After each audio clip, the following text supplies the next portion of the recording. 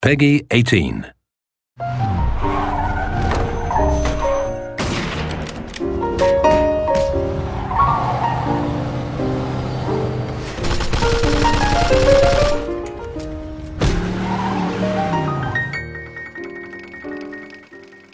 At its core, Mafia 2 is a third-person action crime game. It has all the exciting car chases, all the gunfights and all the melee combat that you'd expect from a game like this. Our target kind of experience was very much things like Goodfellas, Godfather, very kind of adult movies with very serious themes. And for that to happen, we needed the game world to be realistic.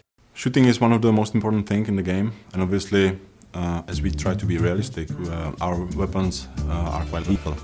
We really want it to feel like deadly combat. What we don't want is the player sort of rushing enemies and doing things like that, you know. You can only take 2 or 3 shots before you actually die. If someone shoots at you, the first instinct is to get behind some cover. It really feeds into that intense feeling that we really want from the gun combat experience. We spent a lot of time and effort on the cover system because the player will spend a lot of time using it. But you have to be careful because the cover can often be easily destroyed. So if you're hiding behind a fence and it starts to disintegrate, it's time to move elsewhere.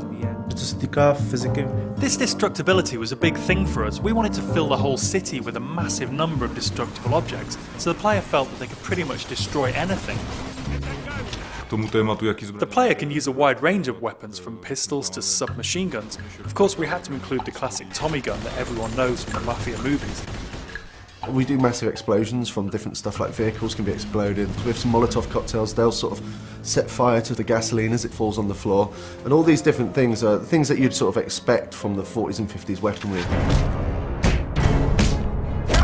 Melee combat in the game is a really sort of visceral experience. We want it to feel really brutal. So it's a very simple system. Using 2 buttons, you perform these either hard punches or light punches, and then using a combination of these, you perform these finishing moves. And the coolest thing is these finishing moves are sort of context sensitive as to where you are in the world. So if you're stood near the hood of a car, then the player might punch a guy and then sort of smash his head against the hood of the car, which is a really cool thing.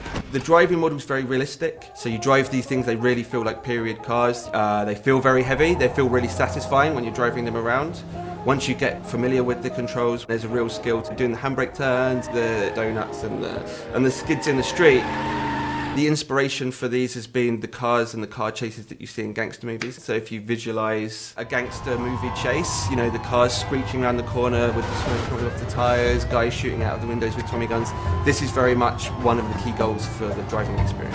We've got like a few features in the game which allow the player to sort of like personalise their vehicle. In the body shops you can customise the car a fair deal. You choose the car that you like the best. You know, I'm going to choose to take this car on the mission because it's better than every other car in the city. I think that's a pretty cool decision to make. Our gameplay is great. We've got shooting, car chasing, everything a game needs, but we also need to link it to the story to create a believable game.